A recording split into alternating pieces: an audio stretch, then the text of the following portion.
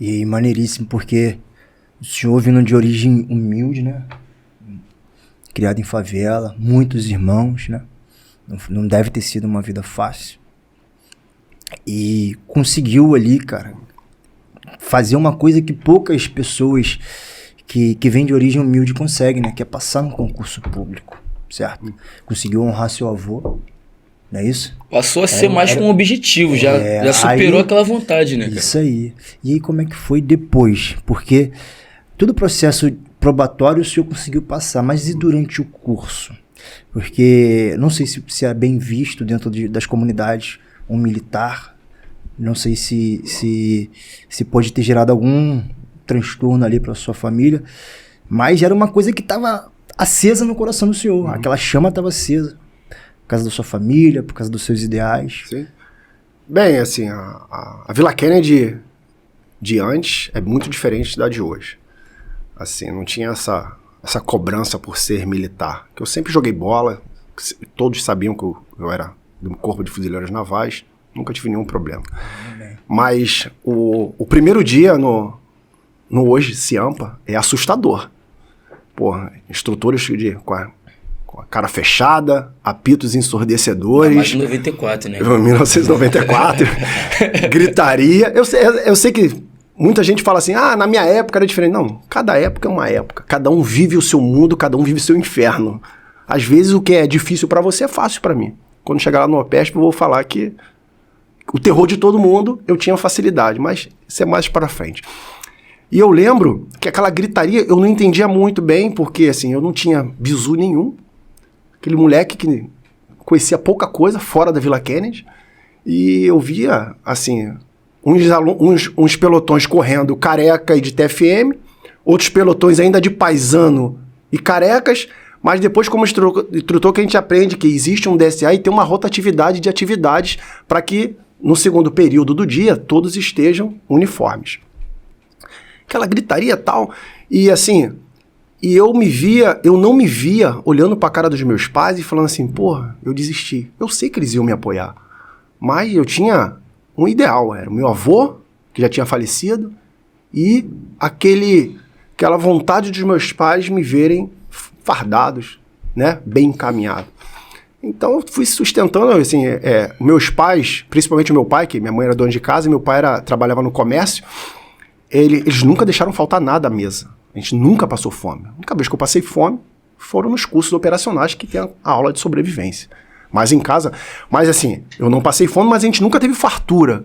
Pô, e quando eu cheguei no CR, um bandejão, eu lembro como se fosse hoje, arroz, feijão, farofa, salada e uma pata de frango, de coxa e sobrecoxa. Pô, não tinha fartura, pô. Eu pensei, isso é só pra mim?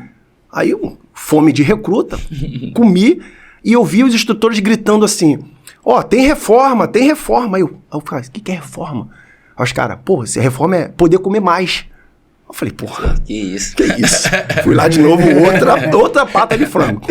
Aí ao fim deste dia, que é no cerimonial da bandeira, do Arriô, eu lembro que todos os recrutas já todos carecas, né, formados naquele gramado por cerimonial da bandeira, e o capitão de mar e guerra, fuzileiro naval, Gil Cordeiro Dias Ferreira, era o comandante de Ciampa.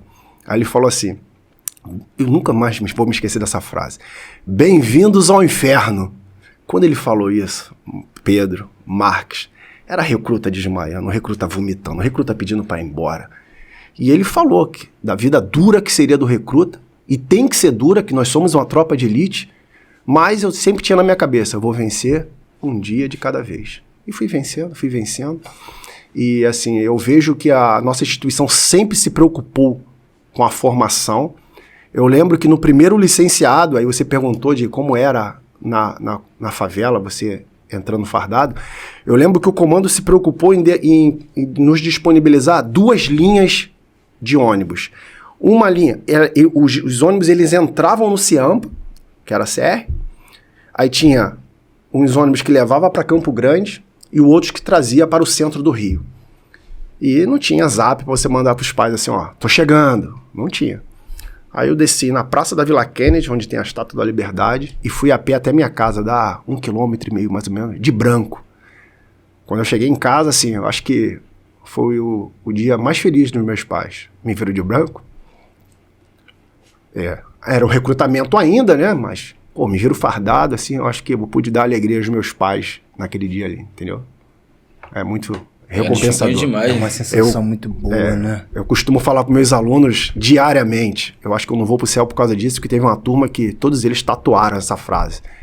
O néctar da vitória, ele é bebido no cálice do sacrifício. Quem foi meu aluno aí vai saber dessa frase. Porque para você ter a vitória, você tem que se sacrificar, senão você não vai valorizar. Aquele pai que dá tudo para o seu filho, pô, o filho não vai valorizar. Exemplo, meu pai se esforçava quando eu treinava no Bangu. Meu pai se esforçava pra caramba, trabalhava, chegava em casa cheio de calos nos pés. Aí eu pedi uma chuteira, aí vinha uma Biribal. Eu acho que pra mim ali era a melhor chuteira do mundo, Biribal. Hoje o meu filho, Davi, de 9 anos, joga futebol, joga bem mais do que eu. Mas eu continuo dando minhas canetas no futebol do quartel. Tenho várias vítimas aí no CFN. Eles já sabem que se vierem com as pernas abertas, eles vai tomar caneta. Mas meu filho quer a chuteira do Messi, a chuteira do Cristiano Ronaldo. Na época eu ganhava Biribal e ficava feliz da vida. Pela felicidade dos meus filhos. Eu dormia abraçado com a chuteira quando eu recebia. Porque eu sempre soube valorizar as pequenas coisas. A excelência sempre parte do básico.